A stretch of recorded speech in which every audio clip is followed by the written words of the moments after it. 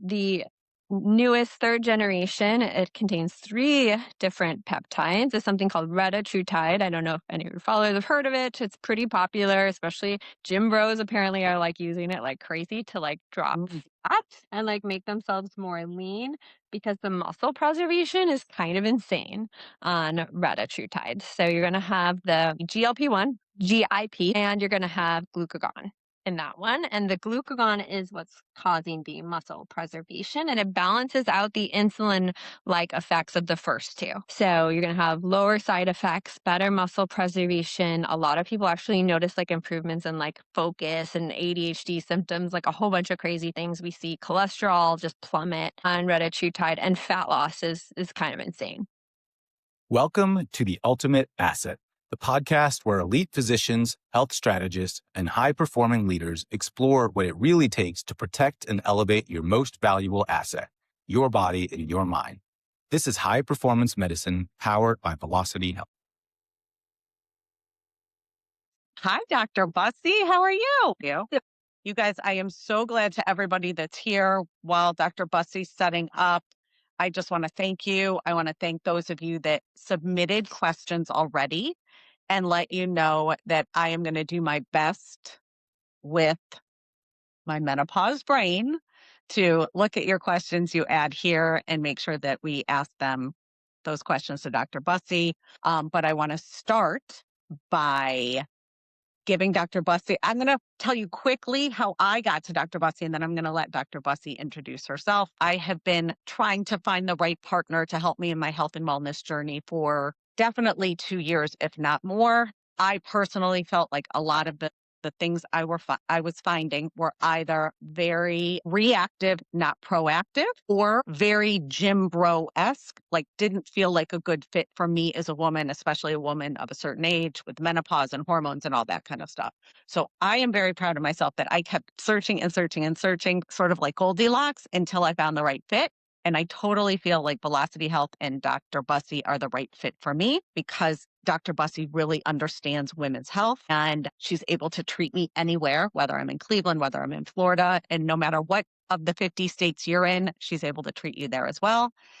And she is a women's health specialist and has been doing this a long time. So now I will let Dr. Brittany Busse introduce herself. Thank you, Hallie. It has been a pleasure working with you and alongside of you. I really see myself more as a guide, right? I think a lot of physicians like to come in and tell patients what to do and be their guru, but I like to kind of step in next to you and find out what's going on in your life and how I can best be of service. And working with Velocity Health really gives me that opportunity. I can take a lot of time learning about you as an individual. And like you said, so many things they're cookie cutter, they're reactive, they're based on, what us doctors like to call evidence-based protocols. But at the end of the day, it kind of just comes out as like one thing fits everybody, which we know that just does not work at all, right? Like how many times have you gone to the doctor and felt like this doctor has no idea who I am, what is happening with me? I'm just going to go home and go on Instagram. Right.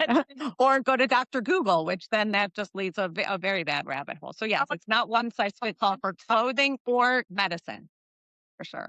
So that's what I loved about working with you when, I found out we were going to be working together is that you're finding the right style for every woman so that they feel they're most vibrant in their own individual body. And I was like, that is exactly what I am trying to do with medicine. So I thought it was just the perfect complement. Amen. Amen, sister. So for people that are not familiar with Velocity, can you give like the quick elevator pitch in terms of what is Velocity and why Velocity is different and special? And then also, so you guys know, I am an open book, like Dr. Busse has my permission. We're going to talk about what I'm going through because I think in some ways I'm sort of every woman mid-age having these issues, that kind of thing. Not that it's one size fits all, but you might hear elements of your own journey in my journey. But first, let's talk about Velocity, please. Yeah. So, we founded Velocity Health mainly because as physicians, we didn't feel like we were able to really meet patients where they are. So often in our traditional practices, they're really regulated and dictated by the insurance companies and the corporations that you work for. And whether that's traditional brick and mortar practice or even a more corporate telehealth practice, they tend to have specific like rules and guidelines they want their doctors to conform to that kind of squelch our ability to be able to care for individual patients. And so when we got together for Velocity Health with Dr. Deep and myself and a few other of our really awesome physicians, we're like, what can we create together based on the experiences we've had as individuals, as well as the experience treating patients over the years, to really come up with this type of medicine that, again, recognizes the individual differences between people, but also really just dives deep into what are those risk factors that are keeping you from living your best life right now and what might crop up in the future, because we want you to live your best life now, whatever age you are. Many of our patients are coming to us probably like 40s, 50s, but even some in their 30s.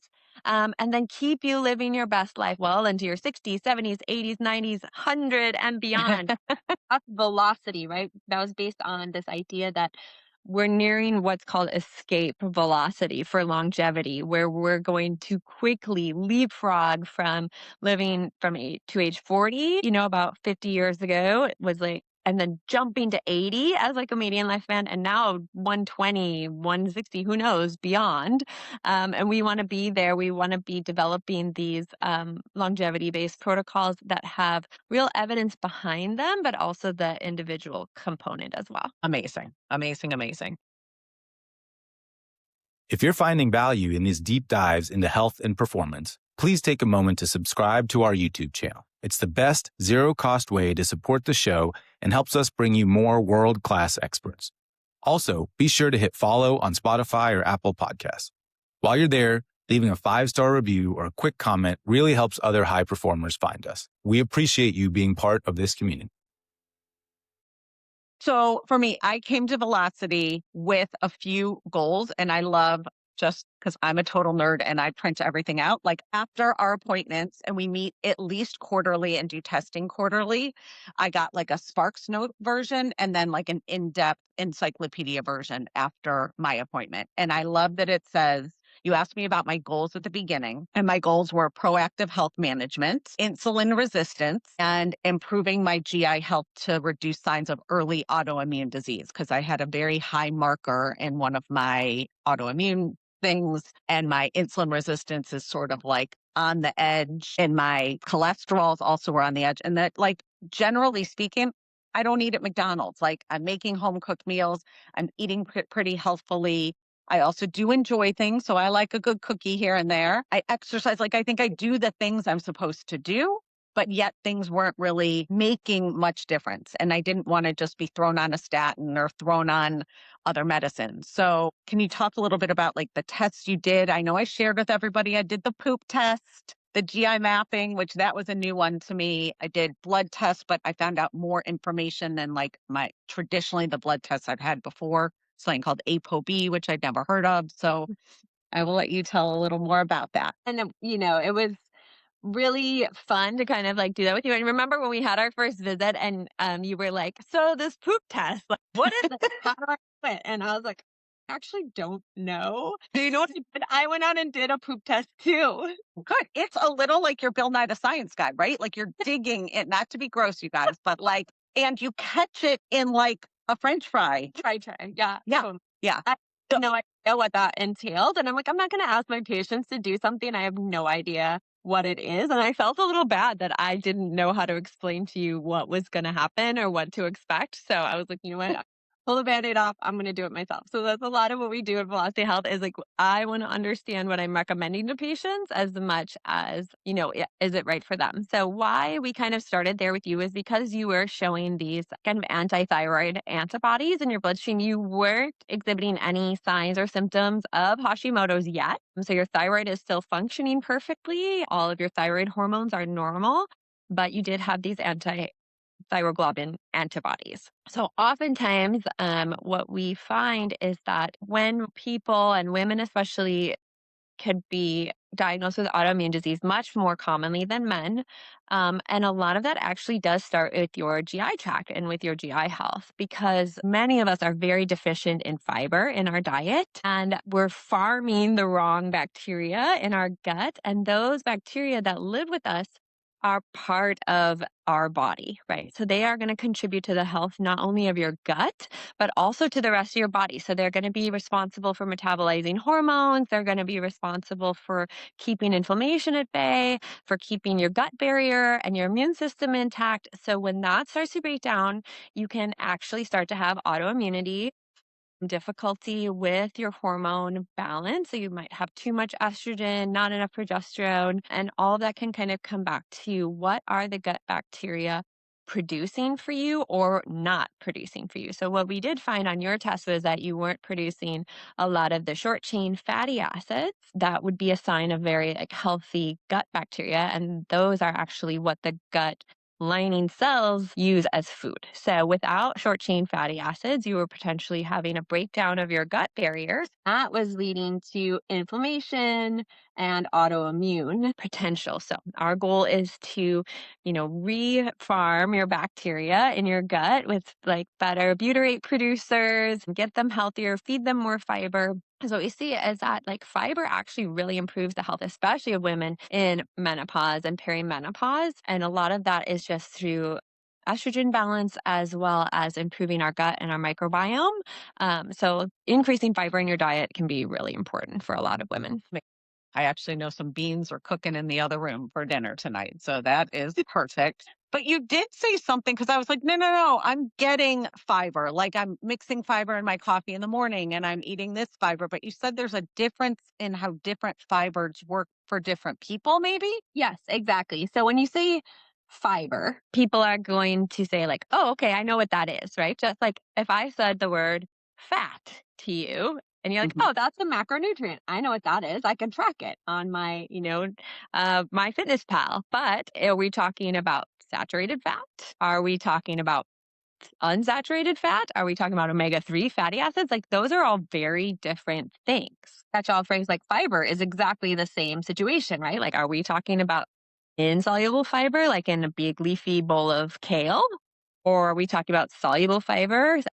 And there's different forms of that too, like inulin versus psyllium and like all of these different kinds of fiber. And so when you hear someone's like, oh, fiber is good for lowering cholesterol or fiber is good for your bacteria, it's like, okay, well, which one do you need specifically? Because some people might not get lower cholesterol from ingesting psyllium. They might need inulin, whereas it might be the opposite for somebody else. So we want to make sure that we're finding the right fiber that works for you, which is why the quarterly testing is really important as well. Because we'll try one thing and then we're going to test and look for the outcome of the intervention that we put you on, right? Like we're not just going to like spray and pray, like put you Okay. on different supplements and be like, these are supposed to make you better. So let's hope that that does. And we'll see you in a year. I feel like that's what a lot of doctors tend to do. Or they give you a bunch of things and they, overtest. They're testing you every month and they're not actually waiting a meaningful amount of time to see a difference. Got it. Okay. And so, but I don't have to do the poop test again, right? Okay. For a while at least. So this is like, so we found out the information from the poop test. We did one set of like intense blood tests now. And again, it gave me like my action steps also. Like I have to be seed. I know you said you liked seed probiotic. I ordered it. Then I'm taking the psyllium husk, which is gross. It really is. I'm finding that if I mix it with my chia seed pudding, it's more palatable, finding ways to get it. But again, psyllium, so those things you took me, and you also switched my hormones around, which I think a lot of people are interested in because I know some of the questions that were coming up had to do with people in menopause and hormones and not losing weight and that kind of stuff. So a little bit on what hormones, why. I know I was on almost like from like GYN, like a very well-known menopause GYN, but it was more like a birth control pill maybe that they had me on. It's similar, it's like a combination product, and those tend to have like synthetic components. So what you're looking for in the realm of hormones, like there's a lot of like industry speak around hormones, trying to like sell you one thing versus the other. What you really want to think about is like the chemical composition of those, because that's really all we're talking about, right? Is like the chemicals that come into our body, whether they're food chemicals or pill chemicals, supplements, all of those things. They're all different forms of chemicals. And so with hormones, you could either have something that was synthesized to be like your body's natural hormone in the way that it should affect the same receptors as your natural hormone, or you can actually synthesize the exact same hormone from other sources. So let's take estrogen, for example. Like there's different kinds of estrogen in your body. And the main one that we're talking about is estradiol. So estradiol is your most potent form of estrogen in your body. And what we see in like birth control and other synthetics is something called ethinyl estradiol. Ethinyl estradiol is similar to estradiol, but it is hundreds of times more potent than estradiol. We use for birth control because you can get really good blunting of the body's natural estrogen production, which stops you from cycling. And that's exactly what you want. Usually those are combined with a progestin, which is something that's similar to progesterone to keep the uterine lining from building up. But progestins, synthetic progestins, have other components of them that actually make them similar to androgens, which would be like testosterone in your body or other androgens that might come from your adrenal glands. So you're going to have potentially some unwanted side effects from the androgen-like compounds. Plus, you are potentially overdoing it on the synthetic estrogen side of things. If you're sticking with something that's similar to a birth control pill long term, like past the natural age of menopause, which is hard for some women to define menopause, right? You've had your uterus removed, so you're not bleeding anymore. And so you're like, okay, well, menopause is the date of my last period, but I don't have a uterus, so I don't know. Do, but many women don't. Women don't. Sorry. Particularly Hallie does. Yes. Patients do not. So they would be like, well, I don't know when my menopause was. For us physicians, we're looking at natural age of menopause tends to be about 51 to 52. So if a woman were using birth control pills to establish a more smooth level of hormones prior to menopause, she may transition to a lower dose of estradiol and progesterone after the age of menopause. So something more like 1 milligram orally of estradiol, or a patch, which is like a tenth of that because it is easily absorbed into the bloodstream. It doesn't have to go through the liver. So there's a lot of reasons we might choose to use a patch or a cream or something topical for different women. There's lots of different formulations. So you're looking for estradiol specifically at that point because you just want that baseline level. You want to keep the receptors healthy and happy and functioning throughout your body, but you don't necessarily need to blast them anymore to like keep your cycle at bay. You're no longer ovulating at this point. So we don't have to worry about ovulation. Then if you have your uterus, you will be on progesterone like Hallie is. And again, we're doing that mainly to keep the lining of the uterus from being overgrown, which could lead to uterine cancer. And so we're doing that. It also is great for sleep. So even for women who don't have a uterus, we typically don't start off with progesterone unless they're having a lot of insomnia or difficulty sleeping.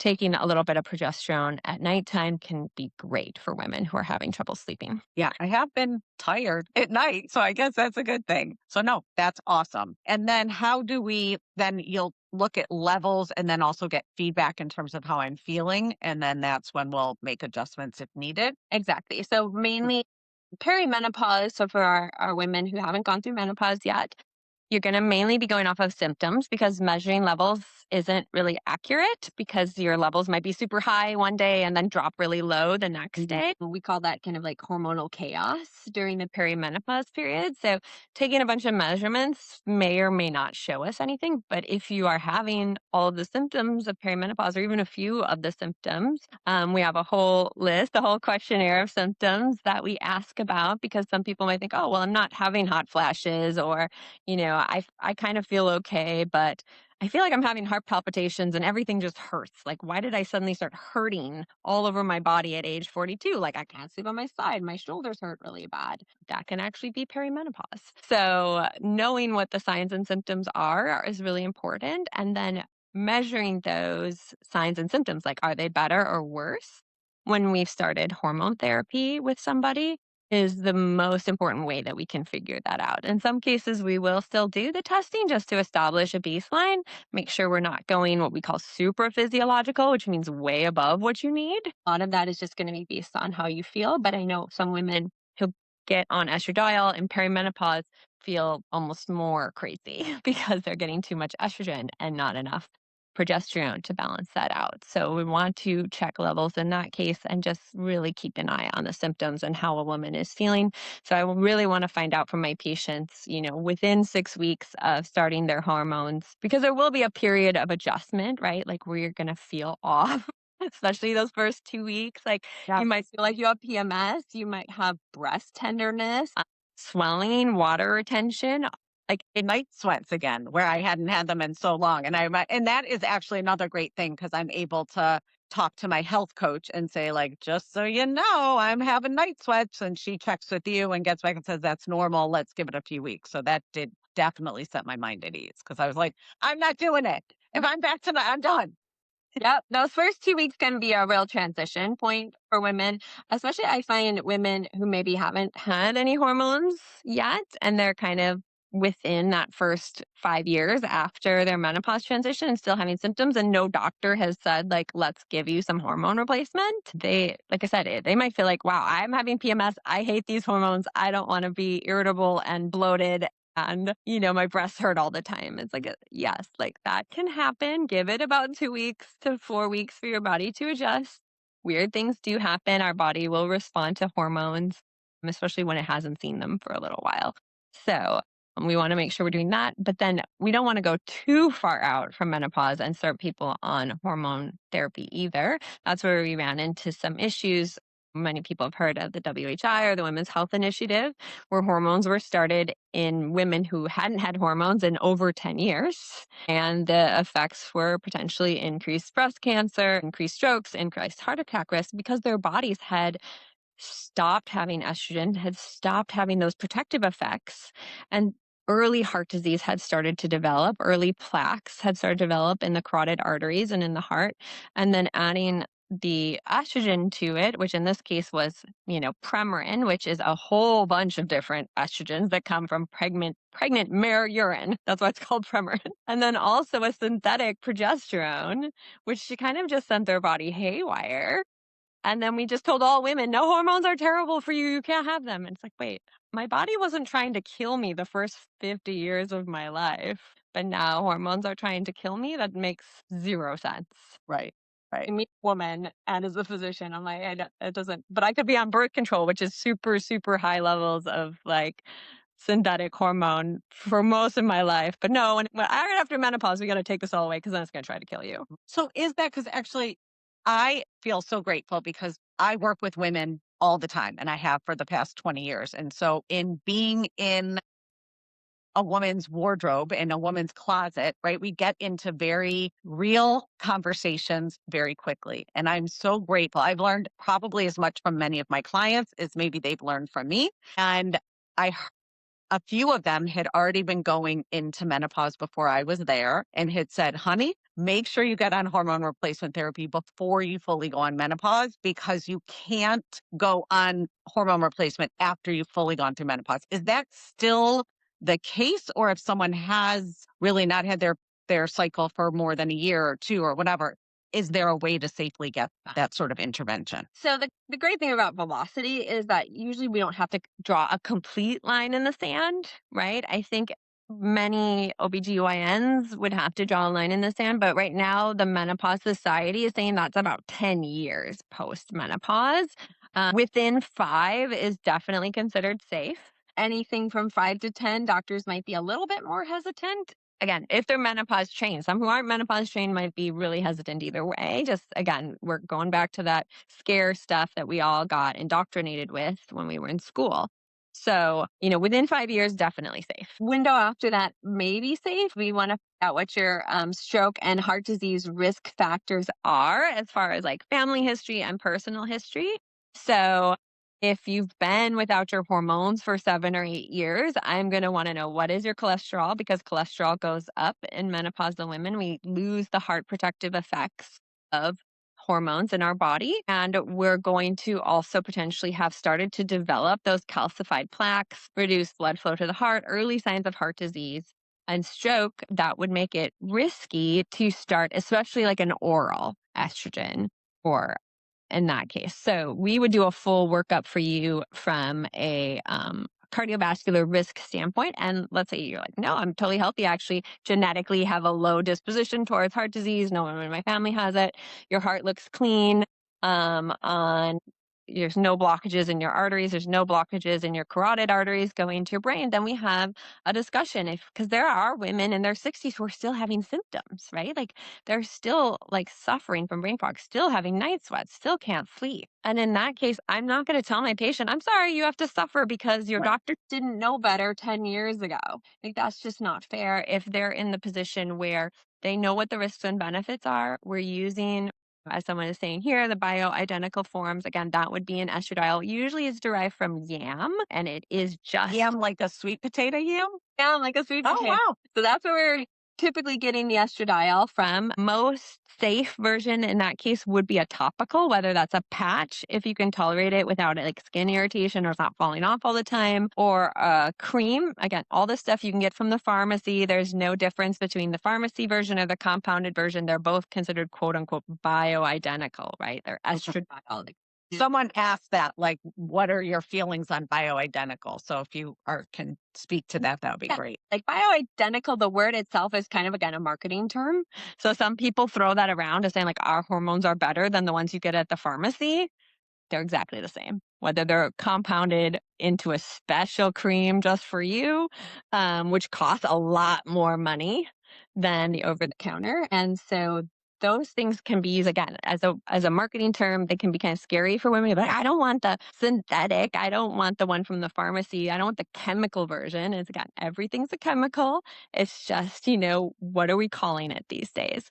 The other difference for women of every age should be on vaginal estrogen. I know we haven't talked about that with you yet. I'm going to say but it actually was on my list to talk with you next time. Yep. So let's talk about it.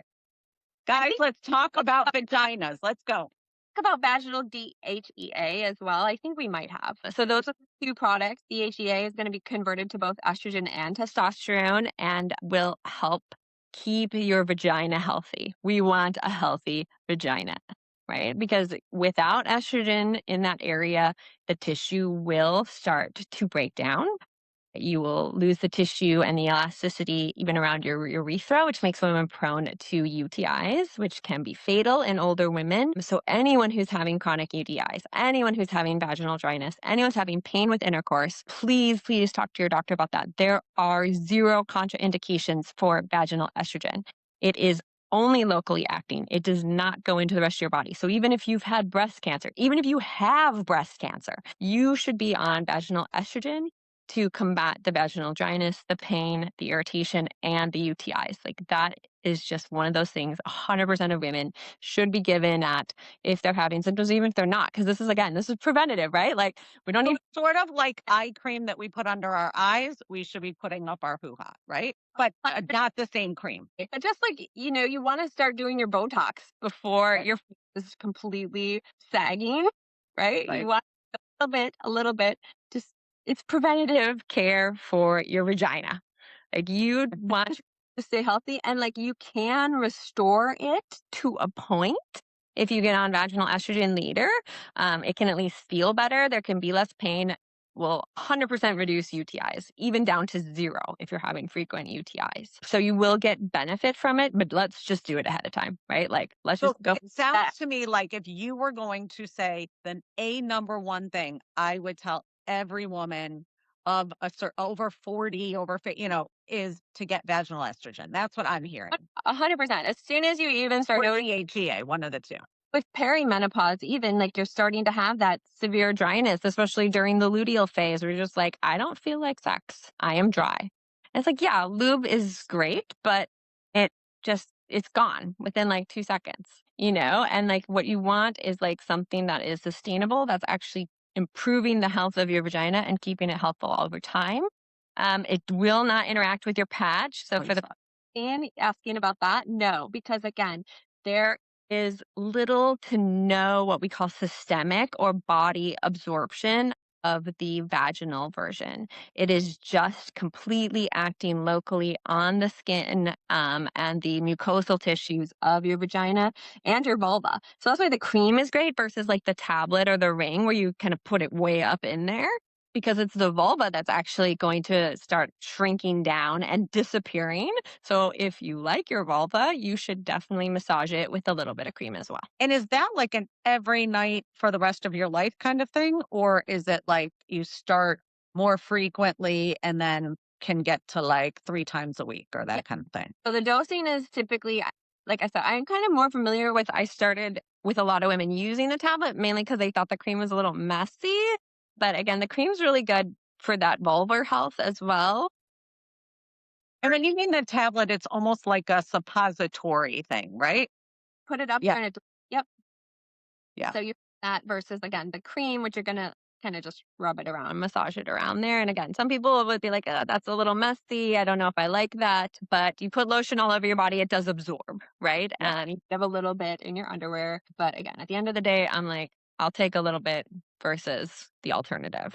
Right. Uh, so yes, I would say that, making sure that you have the right one that works for you. Because if you're not going to use it, if you're like, no, this is not working for me, I don't like it, I don't remember to use it every day, right? Then maybe the ring is a better option for you, right? So there's two kinds of rings. There's one that's a higher dose that is going to be absorbed into the rest of your body. And then there's a very lower dose one, which is going to just act locally within the vagina. So knowing the difference in what you're asking your doctor for is really important. What are the outcomes that you're looking for? But no doctor should ever be telling you you cannot have vaginal estrogen. Ignore the black box warning. We're trying to get the FDA to take it off because it's ridiculous. None of that estrogen is going into your bloodstream. It's all just fertilizer for your vagina. Amazing. And is there a difference between estrogen cream and DHEA?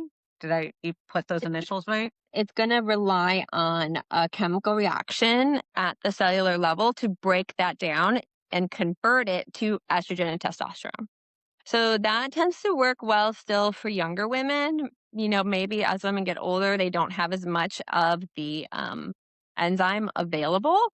So they might not get as much benefit from that. It's more expensive than the estradiol, which you can just get really cheap, generic from Cost Plus, right? So even Okay. if your insurance won't cover it, if you can find a doctor to write for it, you can get a bunch of it from Cost Plus drugs for a very low price. So the ring, DHA, those are significantly more expensive. So if you don't need it, I would just stick with the estrogen. The other thing the DHEA tends to work really well for is painful intercourse. And when the pain is kind of right around the opening of the vagina. So there's a ring of tissue there that is very sensitive also to testosterone. And so when that tissue starts to break down, what we call friable, where it might bleed easily, it becomes very painful, then that would respond much better to DHA. So when your doctor wants to like really dive in there with you, right? If you just come to your doctor and you're like, my vagina is a little dry, and they just leave it at that, like, you want to really get into it. You want to like your doctor. You want to have a nice like, I want to talk about everything because I need to know all the details. Like, when does it hurt? How does it hurt?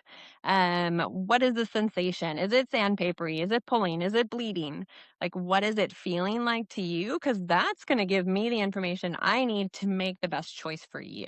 So that's part of why it's the Goldilocks. Like you have to find the doctor that feels like you can really talk to them too. Hormones are not, again, like everything, it's not one size fits all. You can have too little and you can have too much. So if you go to a doctor who's like, I put everyone on this dose of testosterone, progesterone, and estrogen, I'm like, okay, well, did I need that? I don't know. If this is just your one size fits all, like I walk into the clinic and walk out with a pellet up my butt. Is that where the testosterone pellets go? Well, they go into the skin of your butt. They make an incision and they literally like shove it under the skin. I didn't know that. Someone did ask about testosterone also. That was a question that was, now might be a good time to ask it. But I got to find it. The preferred delivery method for testosterone. And then they asked why, if they're on HRT, have they gained weight?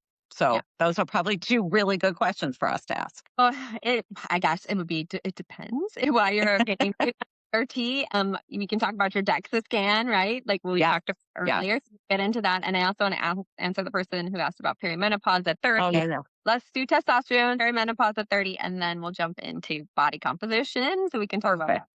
that. So for testosterone, again, like I'm going to start my female patients on estrogen and see how their body responds, what side effects they may have to that. If you need progesterone right away because you have a uterus, we don't want to wait on that. Again, the risk is the uterine lining will build up. You might have bleeding. You might get uterine cancer. So we want to stop that from happening. So we're going to start with those two things potentially, or just one. And we're going to start tailoring what we're doing to, if on your labs you do have very low testosterone, I think we looked at yours, that wasn't an issue, but for many women it is.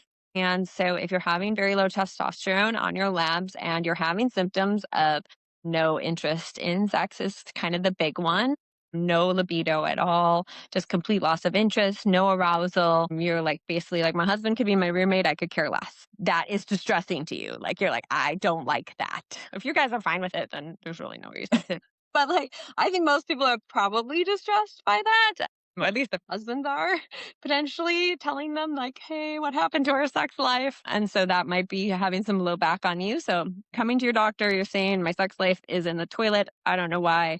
I'm really distressed about this. And I'm on estrogen. Progesterone is not doing anything. I don't know what's going on. Like the pain's gone, but I still just cannot get in the mood at all. So then we might want to talk about adding testosterone to your regimen. We're shooting for what you would have had prior to menopause at a normal level. Somewhere between like 70, no more than 100 would be a woman's testosterone level. We're not looking for male doses. We're not trying to get you up to 400. And that's, again, an issue that comes around with the pellets because pellets are formulated for men. There is men's version of a pellet.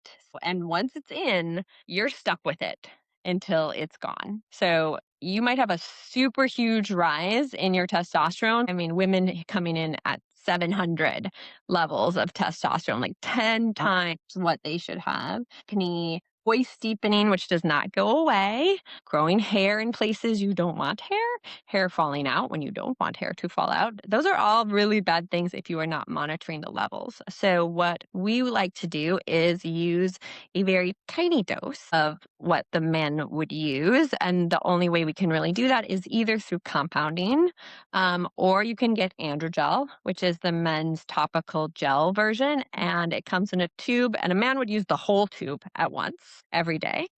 You're going to want a tenth of the tube. So it's about the size of like a grain of rice or a pea. And you're just going to rub that. Most women rub it on like their outer thigh, just because it will cause hair growth in the area where you are rubbing it. And outer thigh doesn't have a lot of hair. Inner thigh, you will have hair growth. You'll be shaving it all the time. That's important to know. Okay. Or you're like waxing it all the time. Like you're going to hair growth wherever you rub it. So don't rub it like on your arm or your chest or somewhere where you don't want hair to grow. And then the other way is subcutaneous injection. So some women do prefer that. Then you can get away with doing it maybe just a couple times a week, depending on, again, the levels that we're looking for. And you're going to be using a really tiny dose. So again, that can be difficult because you might be drawing up like just the tiniest fraction of like a unit or two, which can be difficult for some people to manage. Again, we're looking for something that's simple to do, low side effects. I'm going to keep you in that physiologic range. It's not going to like way overshoot you, and you're going to be dealing with the side effects. When you have that need like blood tests to to see where you are, and then really nuanced delivery and management of it. So just like the estrogen, we're going to check your hormones again in 6 weeks after starting to see what effect the dose is having on you, right? Because I'm going to want to know, again, if you're doing like a sub-Q dosing or something like that, I'm going to kind of want to know like your midpoint between dosing, like not at its highest and not at its lowest. I'm going to want to see where you're evening out. For a woman, like men, totally different story, but I'm the woman's doctor, so I won't get into the nuance on that. But women, we want to kind of find out where that midpoint is and make sure that it's right for you. And then we can always go up or down from there. And if you're responding terribly to it, then we just say, no, we're going to try something else. There are other medications for women with low sexual desire, what we call hypoarousal disorder in women. We can definitely try other medications if you're really responding poorly to testosterone. But that's really the main reason that we see women go on it. There are potentially other effects like improving bone density, improving muscle mass that can be seen with testosterone. Maybe not as much at women's physiological doses, but just like many things, we haven't tested it that much in women, so we don't really know the outcomes of that. So that's kind of where we sit on testosterone. Like it's a maybe if you have a need for it, and we're going to find the right level that works for you individually by testing a little bit and then doing the blood tests and then seeing where we need to go from there.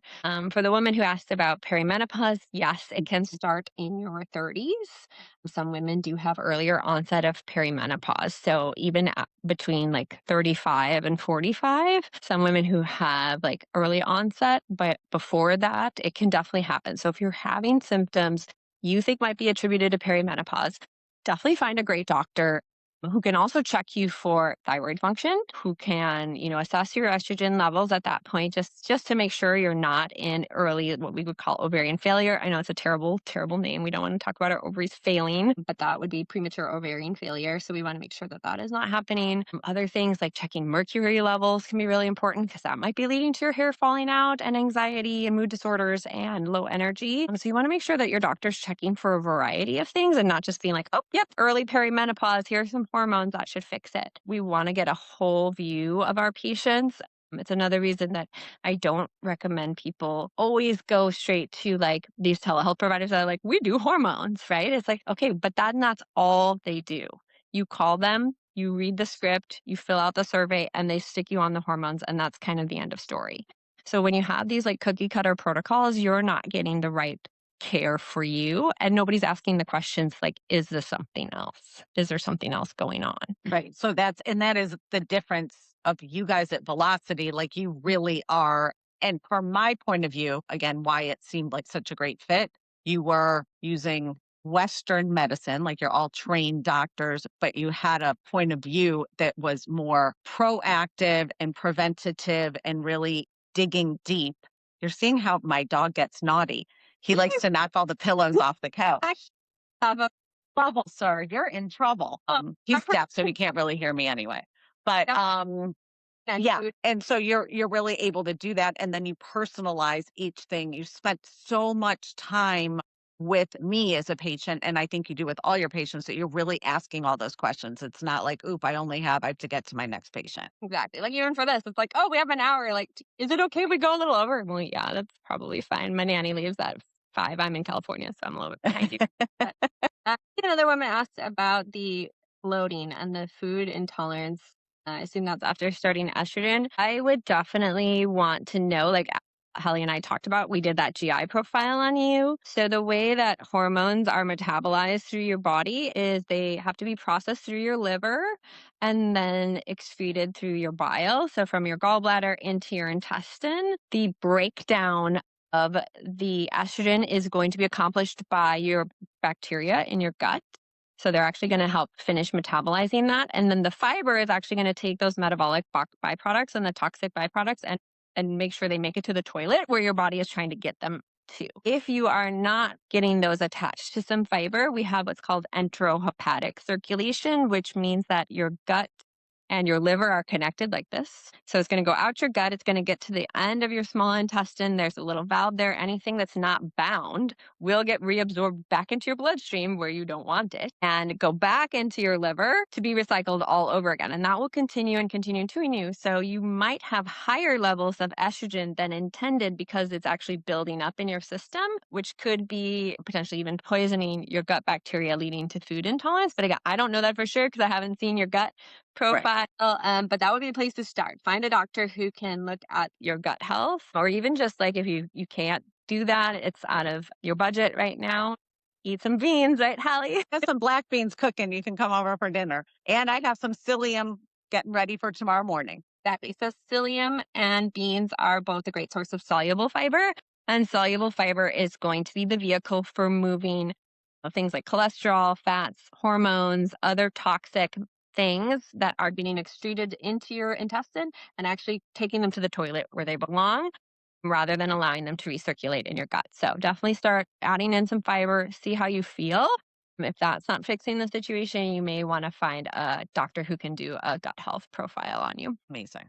Amazing. So we talked about those things. See, now I have to remember. We're also going to talk about the Oh, body composition. So yeah. Dr. Busse had me get a DEXA scan. So I thought I had had a DEXA scan prior, and I did, but it was only for my bone density. It wasn't like a total comprehensive DEXA scan. So this one showed where I had fat, showed where I had visceral fat, like the fat that goes around your organs and stuff like that, right? Don't they call that like skinny fat people kind of thing?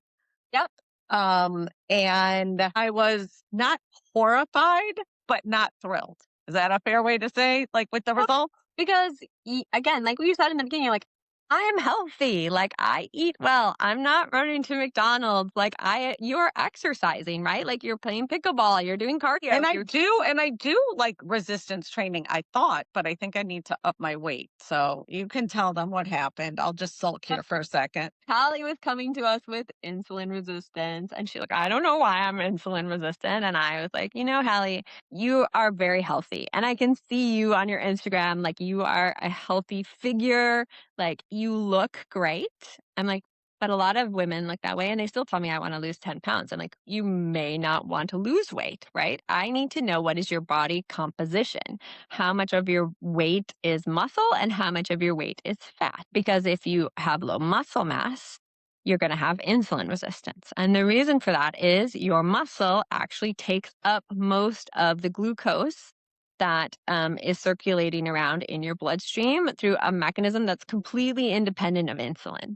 So if you have a lot of muscle tissue, your muscles are going to absorb all the glucose. You're not going to have to make as much insulin. You're not going to become insulin resistant. Muscle is very hungry all the time. So it wants a lot of glucose around. The more muscle you have, the less likely you are to have insulin resistance.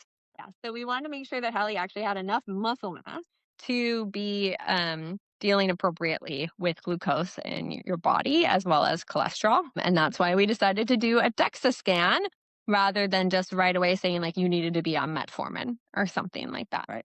We did the DEXA scan. We found that you have very low visceral body fat. So again, low risk for diabetes, low risk for heart disease. Yeah, high five for Hallie. That's good.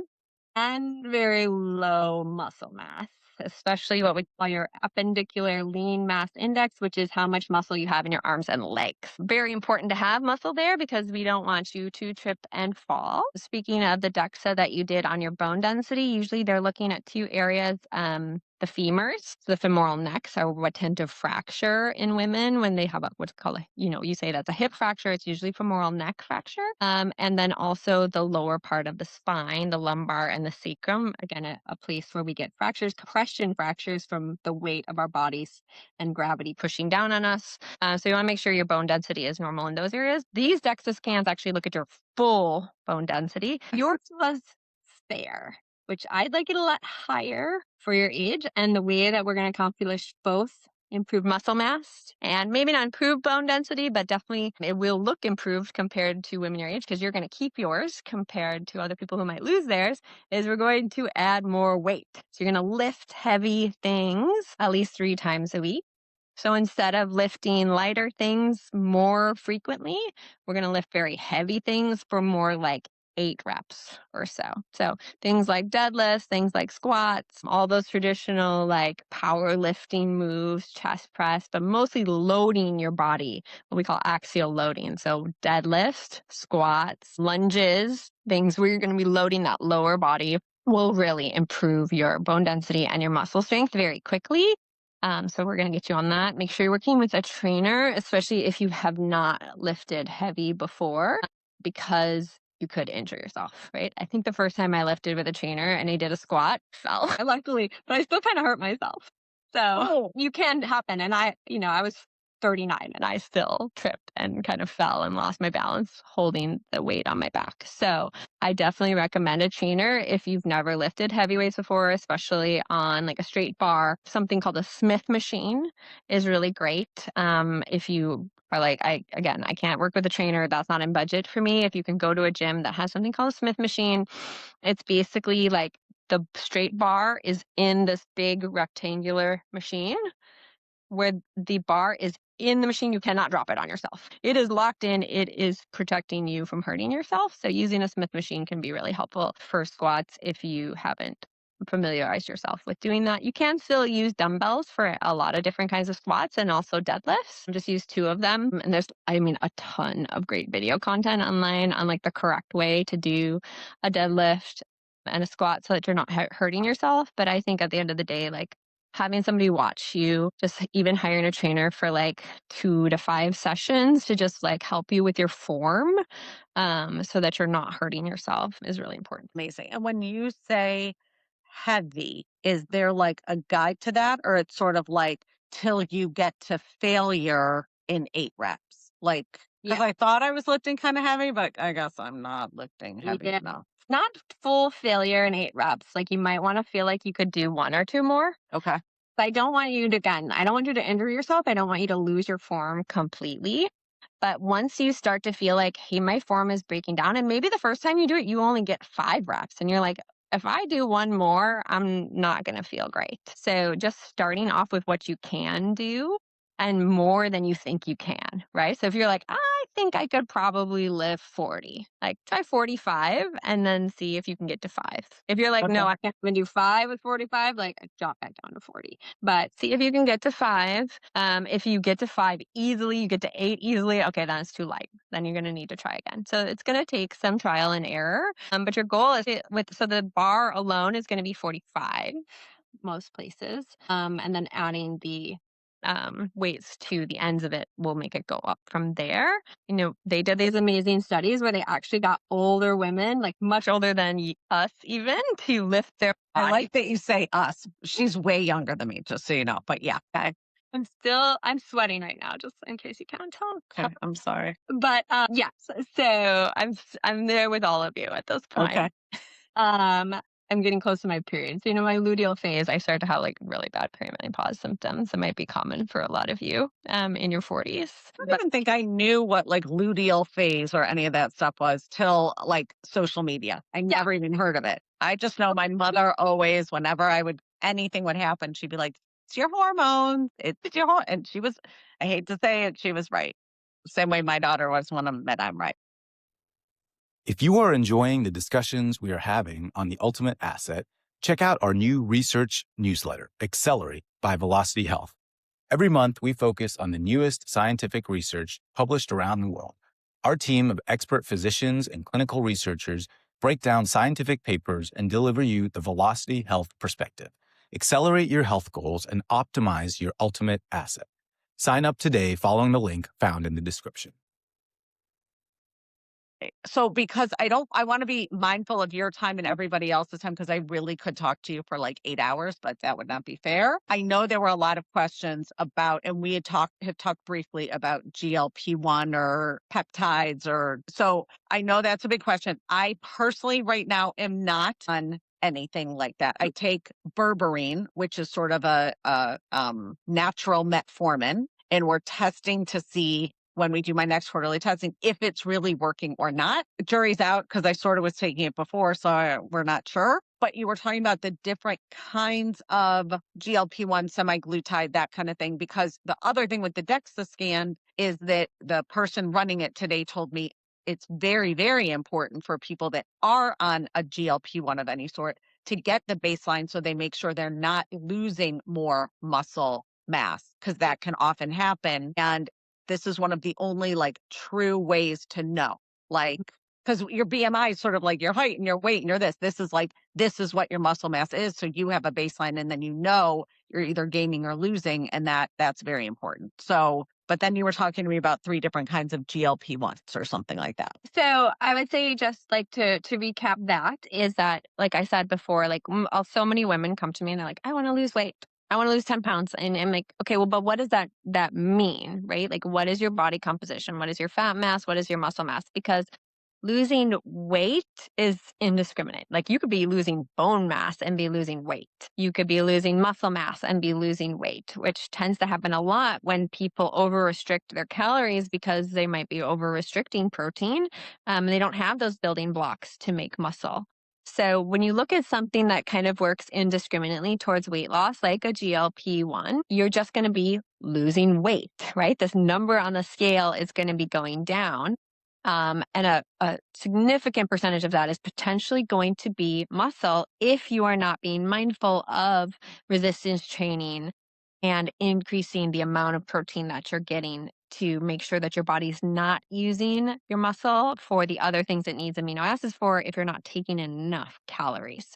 So we want to be really mindful of those things. So GLP-1 now is just kind of like a generic bucket term that everybody's like heard. So that you hear of like Ozempic, which is semaglutide. That's like not the original one. There was one before that called liraglutide, which didn't cause weight loss, so nobody really heard of it. Like it was used in diabetes for a long time, but it had like minimal weight loss, so nobody really cared. And then there's semaglutide or Ozempic, which people were all over. Then tirzepatide came out, Mounjaro, or Zepbound for the weight loss version. I think Wegovy is the weight loss version of semaglutide, or you're getting it compounded. So those are the two main FDA-approved versions. Again, these are peptides. Peptides are small combinations of amino acids, not a full protein. It's basically like a fraction of a protein. It's defined by like a very small number of amino acids. So peptides are all over your body. GLP or glucagon-like peptide is all over your body. There's many, many different receptors for it. There are receptors in your brain, there are receptors in your gut, there's receptors in your pancreas, and that's potentially what's causing the weight loss. So you're reducing your appetite significantly. We call those anorexic events. So it's really chemically induced anorexia. You have no appetite. You constantly feel full. It's going to slow down your GI tract. So constipation is huge. Nausea, vomiting, just kind of feeling lousy, unfortunately, is a side effect of semaglutide at the normal doses. So then tirzepatide came out, and that one's GLP-1 plus another hormone, and now I'm forgetting it, menopause brain. And I blank out sometimes on those things. So you have another compound in that one. So that's going to be a step up. And we do see a little bit less muscle loss on tirzepatide than you do on semaglutide. You can go with a little bit lower dose sometimes on that one, but some people still do go up to very high doses on that. You're going to get your most bang for your buck at the lower doses. And then the newest third generation, it contains 3 different peptides. It's something called retatrutide. I don't know if any of your followers have heard of it. It's pretty popular, especially gym bros apparently are like using it like crazy to like drop fat and like make themselves more lean because the muscle preservation is kind of insane on retatrutide. So you're going to have the GLP-1, GIP, that's the second one that I forgot, and you're going to have glucagon in that one. And the glucagon is what's causing the muscle preservation, and it balances out the insulin-like effects of the first 2. So you're going to have lower side effects, better muscle preservation. A lot of people actually notice like improvements in like focus and ADHD symptoms, like a whole bunch of crazy things. We see cholesterol just plummet on retatrutide, and fat loss is kind of insane. So that one's not FDA available yet. That's in trial right now. I believe it's phase 3, which means it's just about to be released. So definitely on the radar. There are ways of getting it. I'm not going to tell you what they are because that would not be responsible of me to tell you outside of a patient-doctor relationship. But there are definitely ways of getting it. I know lots of people who are taking it. And again, the side effects are all pretty similar on those depending on the dose. Like you're going to get the nausea, the feeling of fullness, constipation, and or diarrhea. Some people get really severe diarrhea on these medications. So it really just depends on your body. The other thing is because it affects the brain, we have noticed almost like depression-like symptoms, like anhedonia, loss of pleasure, because you're losing pleasure from the food that you're eating, which makes you not really want food. You kind of lose interest in it. But they've also noticed people lose interest in other things that they found pleasurable, like they've been using a lot, like addictions. I was going to say, I have a friend that I don't know which one they were on, but that couldn't quit smoking, like Yeah. could not quit smoking at all, and went on it and was like, I don't want the cigarettes and I don't even really want to drink anymore. And I'm also not eating, So Yeah, everything. Like, they did one with, like, younger men completely lost interest in playing video games. They were just like, "Oh, I don't wanna play video games at all anymore." And, like, yes, short term, like, maybe it could be a good thing if it, like, interrupts a bad habit where you're playing video games way too much and it's affecting right. your life. But to lose pleasure in Ev- everything long period of time, like, there's definitely concerns for that. There's concerns for pancreatitis. There's concerns for effect on the eyes. Can it cause what's called macular degeneration, which is breaking down of your retina? And there's a lot of potential side effects. So you want to know your risk profile going into this, and you want to know what your expected outcome is. It shouldn't just be weight loss, right? Like, you want to know how the health of your body is, what your body composition is, what is your risk profile, and be working closely with a doctor who can monitor those things for you. Do all three of those have the effect of where like your insulin goes down and your like cholesterol goes down and all that? So that's across the board with all of them. It should definitely be with all of them because, right, they were initially diabetes drugs. Right. So they're to lower your blood glucose, your insulin. A lot of that is a primary effect and also a secondary effect, right, to the weight loss. So both are kind of going together. Um, Again, we're seeing it a lot more with what we call this third generation or the three-pronged drug. Again, kind of just insane responses that we're seeing with people above and beyond. But that's the same thing when they jumped from that old one we talked about, liraglutide, to semaglutide. It was like, whoa, like suddenly the diabetes was just falling off of people, the weight was falling off of people, and they were like, whoa, this is a miracle. But we want to be careful when we say like anything's a Right. miracle drug for anything, because that means we're ignoring the potential downsides of that. Right. And then with those things, when someone says, and I might be totally naive, like they're micro dosing, does Mhm. that mean that they're just using less than is recommended? And then, The drug itself comes usually in an auto injector pen where the dose is preset. If someone is going to one of those online vendors for these drugs and filling out the survey and getting it shipped to them, if you are, I would hope you would find somebody who cares a little bit more about your health.